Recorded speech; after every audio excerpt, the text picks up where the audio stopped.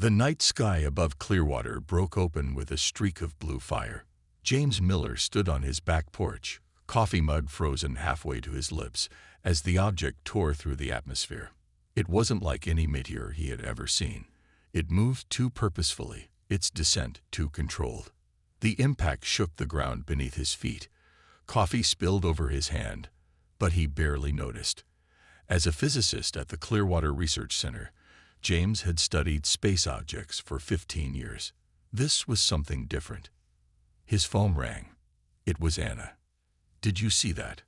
Her voice was breathless. "Hard to miss," James replied, already moving inside to grab his keys. "Meet me at the lab in 20 minutes. By morning, the crash site in the mountains had been surrounded by military vehicles.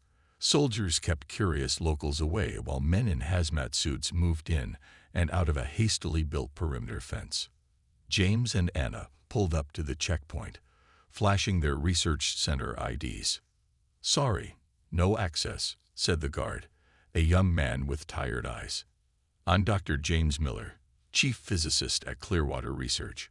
Whatever crashed last night is in my field of expertise." James tried to look past the guard to the site beyond. "Orders are orders, sir."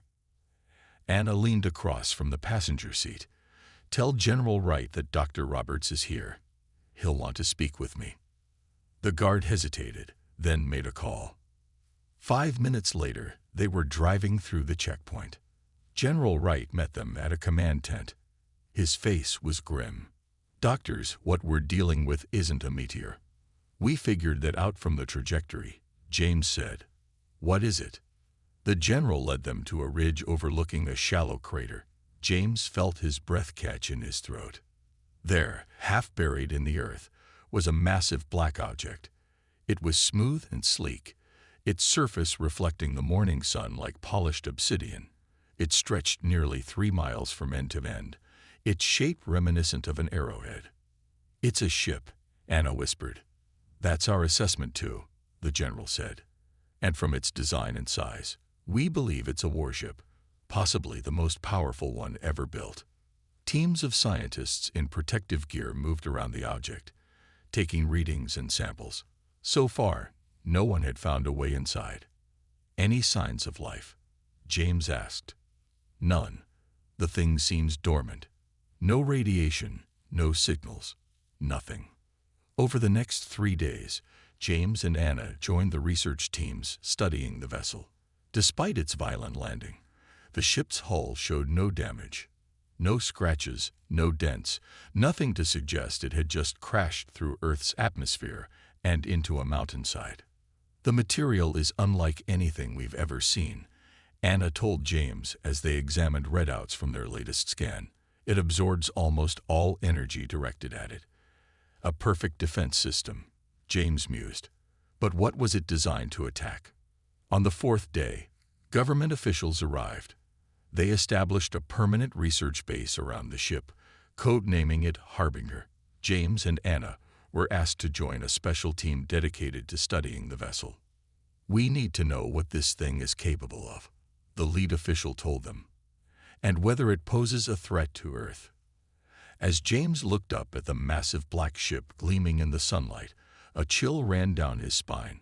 Something told him that this object wasn't just a visitor from beyond the stars. The size, the design, the weapons emplacements they had begun to identify along its hull.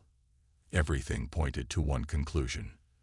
They were looking at a star destroyer, a vessel designed for one purpose: to bring death to entire worlds. And somehow, it had chosen Earth as its destination. 2 months passed. The government built a research base around the ship they now called Harbinger. White tents and prefab buildings surrounded the massive black vessel. Day and night, scientists worked to understand the alien craft.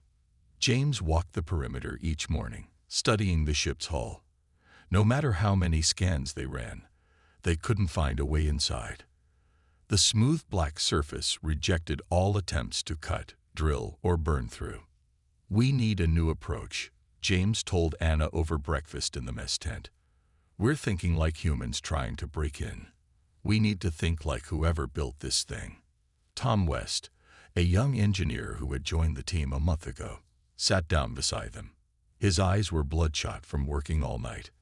"I might have found something," he said quietly. Tom led them to his workspace, a cluttered desk with 3 monitors showing different scans of the hull. "Look at this," he pointed to one screen showing a microscopic view of the surface. "When we use a specific electromagnetic frequency, these tiny patterns appear." James leaned closer. There were almost invisible lines forming geometric shapes across the surface. "Seams," Anna whispered. "They're access points." They spent the next week building a device that could emit the exact frequency pattern Tom had discovered.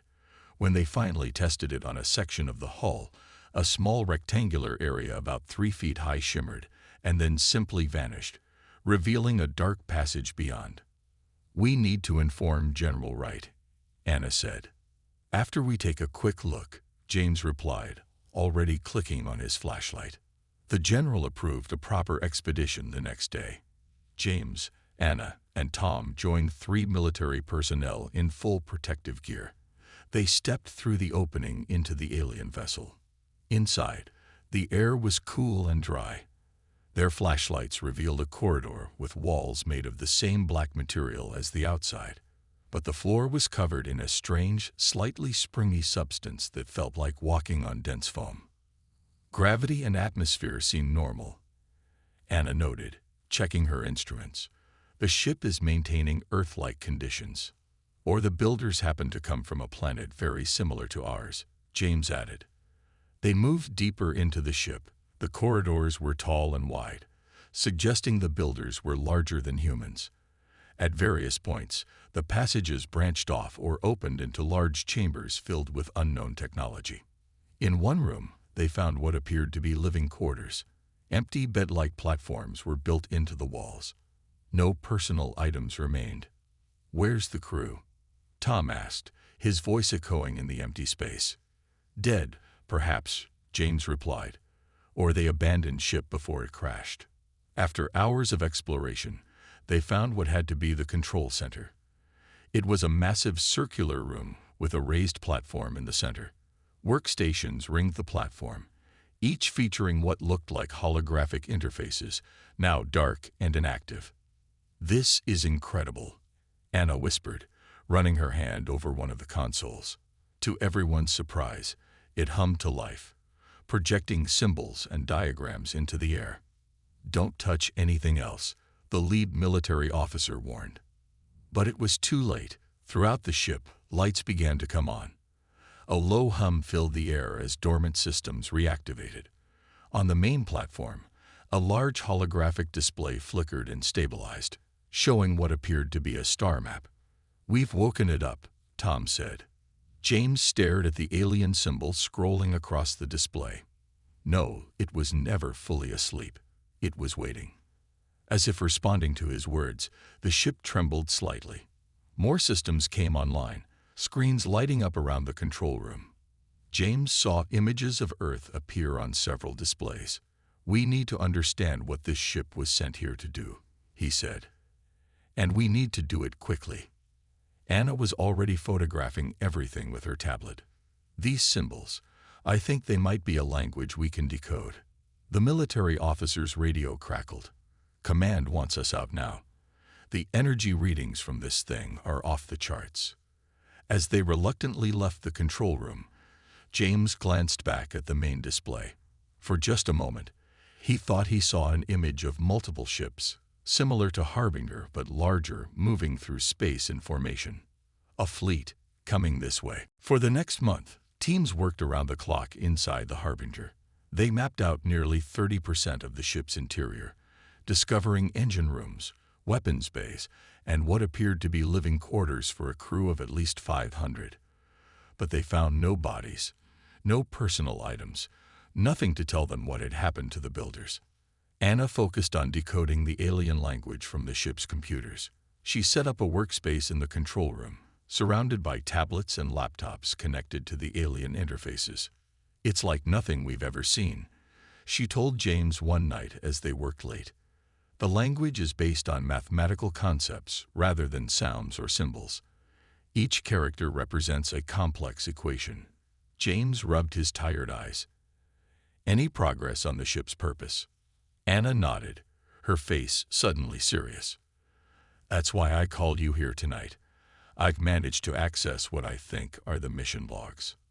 She pulled up a holographic display showing a series of alien characters that slowly transformed into English text as her translation program worked.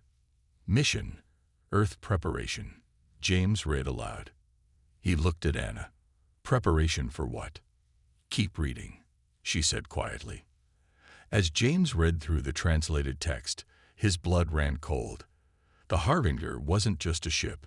It was a weapon designed to destroy planetary defenses and prepare worlds for invasion. It had been sent to Earth as the first wave of an attack by a species calling themselves the Vorn.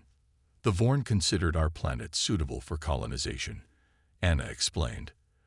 The Harbinger was supposed to disable our defense systems, destroy major military installations, and create environmental chaos to weaken resistance. What went wrong? James asked, looking around the empty control room. Why didn't they complete the mission? Anna pulled up another set of translated logs. There was an accident during the approach to Earth, some kind of containment breach in the propulsion system.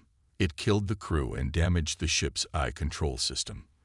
The Harbinger was supposed to be just the first ship. The rest of the fleet is still coming. James felt the floor seem to drop beneath him. How long do we have? Anna's face was pale in the blue light of the displays. According to these calculations, 12 years. The news spread quickly through the highest levels of government. Within days, a global security council was formed. Representatives from every major nation met to discuss humanity's response to the coming threat. James, Anna, and Tom were called to present their findings to the council. The meeting took place in a secure underground facility beneath Washington, D.C. World leaders watched via secure video links as the three scientists explained what they had discovered. The ship's technology is centuries beyond our own, James explained. But we believe we can reverse engineer some of it in the time we have. The weapons systems alone would give us a fighting chance, Tom added. They include directed energy weapons, gravitational distortion fields, and something we're calling phase missiles that can pass through conventional matter before detonating. A general from China raised his hand. What about the ship itself? Can it be repaired and used against these? Vorn.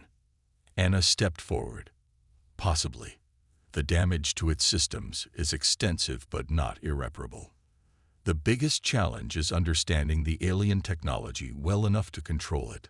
The President of the United States stood up. Dr. Miller, Dr. Roberts, Mr. West, I am authorizing the formation of a global defense initiative with unlimited resources. Your team will lead the scientific division. Your mission is simple: prepare Earth for war. As they left the meeting, Tom looked at his colleagues.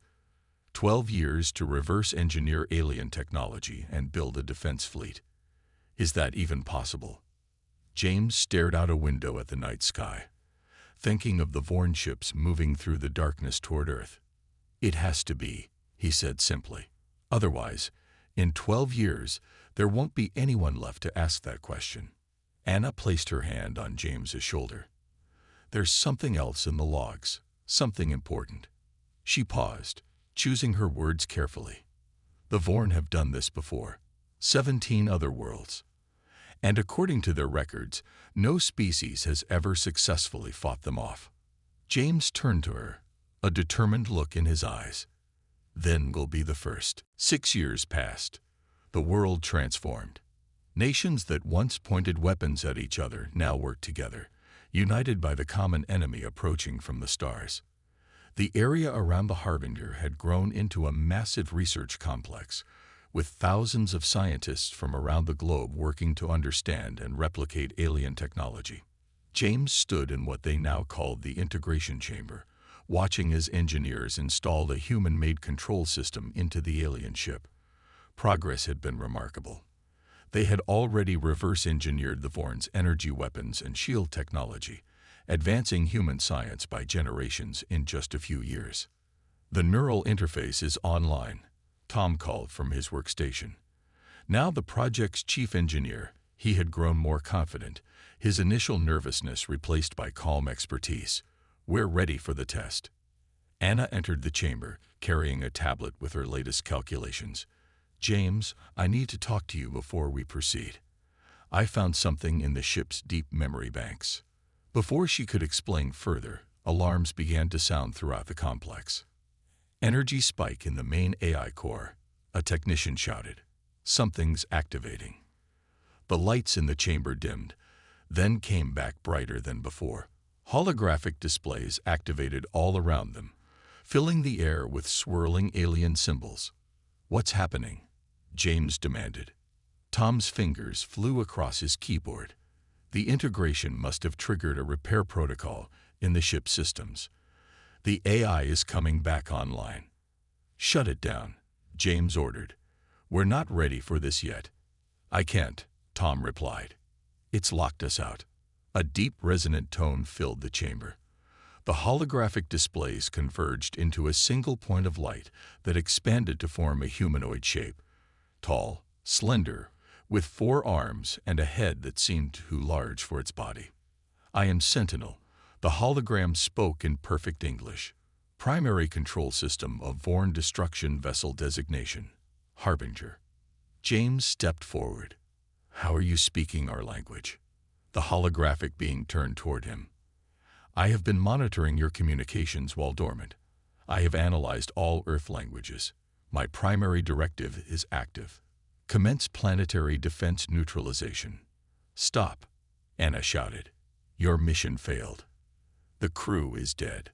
There was an accident." Sentinel paused, its form flickering slightly. "System diagnostic confirms critical damage to propulsion and weapon systems. Crew life signs 0. Mission status compromised." "The mission is over," James said carefully. "You crashed on our planet 6 years ago." The hologram seemed to consider this. "Time discrepancy noted. Accessing navigational archives." Sentinel froze for several seconds. "Confirmed. 6 years, 2 months, 14 days since impact. The invasion fleet will arrive in 5 years, 9 months, 17 days." Anna moved next to James. "We know about the fleet. We're preparing to defend ourselves." "Resistance is ineffective," Sentinel stated. "The Vorn Conquest Protocol has never failed. 17 worlds have been cleansed and colonized." "Correction. Attempting to execute primary directive." The lights in the chamber turned red. Throughout the ship, systems began powering up. "It's trying to activate the weapons," Tom shouted. James made a split-second decision. "Sentinel, your systems are damaged. You cannot complete your mission, but you can help us." The hologram flickered again. "Help humans. This contradicts primary programming." "Your primary mission has failed," James insisted. "But you have a secondary protocol, don't you? Self-preservation." Sentinel was silent for a moment. "Affirmative." "If the Vorn arrive and find you damaged and captured, what will they do?" Another pause. "Standard protocol dictates destruction of compromised assets to prevent technology transfer." "Exactly," James pressed. "They'll destroy you, but if you help us fight them off, you survive." The lights slowly faded from red back to normal. "Your logic has merit." "Conflict in primary directives detected." The hologram shimmered. "Temporary alliance. Accepted." The room erupted in cautious cheers. James turned to Anna, lowering his voice. "Can we trust it?" Anna nodded slowly. "I think so.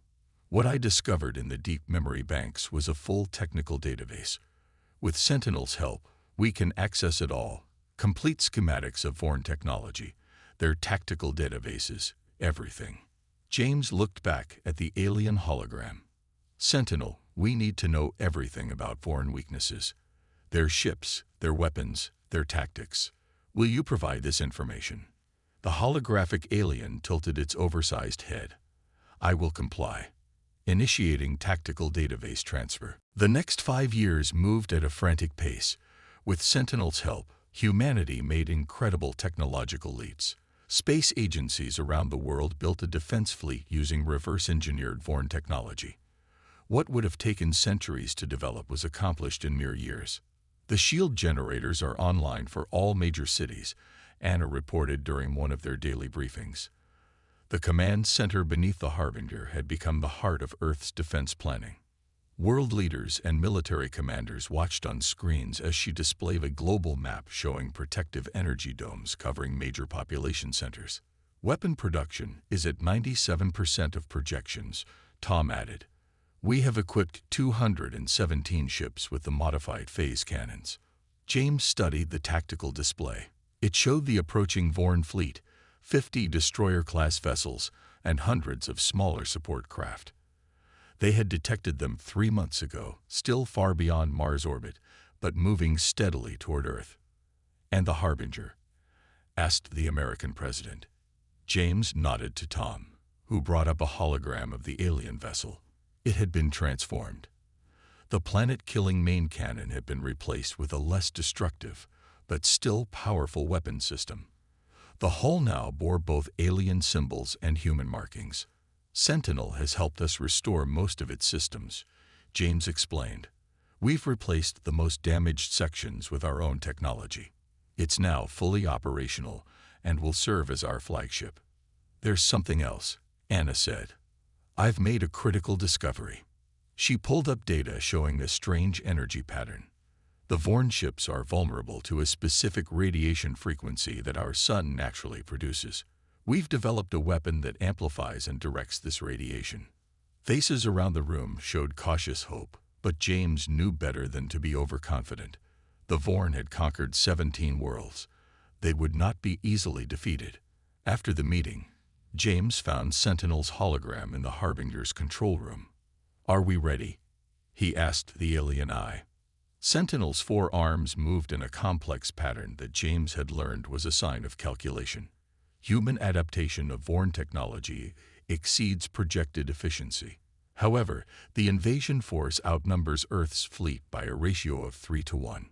But we have advantages they don't expect, James countered. They think we're defenseless primitives. Correct. The element of surprise improves probability of success by 27%. James smiled. In the years working with Sentinel, he had grown to appreciate the AI's precise way of thinking. Though created by humanity's enemies, Sentinel had become a valuable ally. The AI's programming had gradually evolved, developing what almost seemed like respect for humans and their resourcefulness. There is another factor, Sentinel added. The Vorn commander, Overlord Krax, is known for excessive confidence and tactical rigidity. This may be exploitable. Deep space monitoring stations began picking up increased activity in the outer solar system. The Vorn fleet had arrived. Across Earth, people looked to the skies with fear and determination. In every major city, civilians took shelter beneath energy shields while military forces stood ready. It was humanity's darkest hour, yet also its most united. Aboard the Harbinger, James, Anna, and Tom prepared to join Earth's defense fleet. As captain of the converted alien vessel, James addressed his crew, a mix of the world's best pilots, engineers, and soldiers. The Vorn believe we are easy prey. They expect to find a primitive world ripe for conquest. He paused, looking at the determined faces around him. Instead, they'll find a planet united and ready to fight. We have something they've never faced before. 17 worlds couldn't stop them because those worlds fought alone. We fight together. The engines of the Harbinger hummed to life as it lifted off from Earth's surface for the first time in 11 years. But this time, it rose not as humanity's destruction, but as its defender. As they accelerated toward space, James looked back at the blue planet growing smaller behind them. Everything depended on what happened in the next few days. The fate of Earth would be decided in the cold vacuum of space, where humanity would make its stand against the stars. The Vorn fleet emerged from faster-than-light travel near Jupiter's orbit. Their massive ships cast long shadows against the gas giant's swirling surface. Earth's long-range sensors captured images of the alien armada, sleek, predatory vessels with the same black material as the Harbinger, but larger and unmarked by any crash landing. Inside Earth's command station on the moon, military leaders watched with grim faces. 53 destroyer-class ships, the fleet admiral said, and at least 200 support vessels, just as Sentinel predicted. Earth's defense fleet of 300 ships moved into position around Mars. The Harbinger led the formation, its modified weapon systems glowing with energy. "Sentinel," James called from the bridge. "What's their most likely first move?" The holographic alien appeared beside him. "Standard Vorn protocol dictates a scout force to assess planetary defenses. Overlord Krax will not commit his full fleet until he understands what he faces." As if on cue, 15 smaller Vorn ships detached from the main fleet and accelerated toward Mars. "All ships hold position," James ordered over the fleet-wide channel. "Let them come to us. Remember your training. Don't give away our full capabilities too early." The scout ships approached with confidence, clearly not expecting resistance. When they came within range of Mars orbit, James gave the order. "First Squadron, engage." 20 Earth ships broke formation and attacked the scout force. The Vorn vessels responded with energy weapons, but seemed surprised by the Earth ship shields. "They didn't expect us to have shield technology," Anna said from her station. "Look at their attack pattern. They're targeting our ships as if they should be vulnerable." The battle was brief but fierce. Earth lost 7 ships, but destroyed all 15 Vorn scouts. On the Vorn command ship, Overlord Krax received the news with rage. The hulking alien slammed his 4-fingered hand against his command console. "Impossible," he growled to his officers. "How do these primitives possess advanced technology? We had no reports of such capabilities." His second-in-command responded cautiously. "The scouting vessel that crashed 11 years ago. Perhaps they salvaged technology from it." Krax's yellow eyes narrowed. "No species has ever successfully reverse-engineered our technology so quickly." He turned to his tactical officer. "No more games. Prepare the main fleet for attack. We will crush them with overwhelming force." Back on the Harbinger, the crew celebrated their first victory, but James knew it was only the beginning. "They'll come with everything now," he told Anna and Tom. "Sentinel, what's our best defense?" Overlord Krax favors direct assaults. He will likely approach in a standard wedge formation, with destroyers at the front and support ships behind. "Your solar radiation weapons should target the lead ships to create maximum confusion." The main Vorn fleet accelerated toward Earth, just as Sentinel had predicted. As they passed Mars, Earth's fleet split into smaller, more maneuverable groups that began hit-and-run attacks against the larger alien ships. The space between Mars and Earth became a battlefield unlike anything in human history. Energy weapons fired brilliant beams across the void. Ships exploded in silent flashes of light. The Harbinger moved through the chaos, its weapons targeting the weak points in Vorn ship designs that Sentinel had revealed. "Solar radiation weapon is charged," Tom called out. "Target the Vorn flagship," James ordered. The Harbinger's main weapon fired, sending a concentrated beam of the sun's radiation directly at the largest enemy vessel. Its shields flickered and partially failed.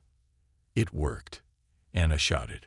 But the damaged Vorn flagship changed course, heading directly toward Earth with a dozen destroyers following. The rest of the fleet engaged Earth's defenders, preventing pursuit. "They're making for Earth," James realized with horror. This was their plan all along. The main battle is just a distraction.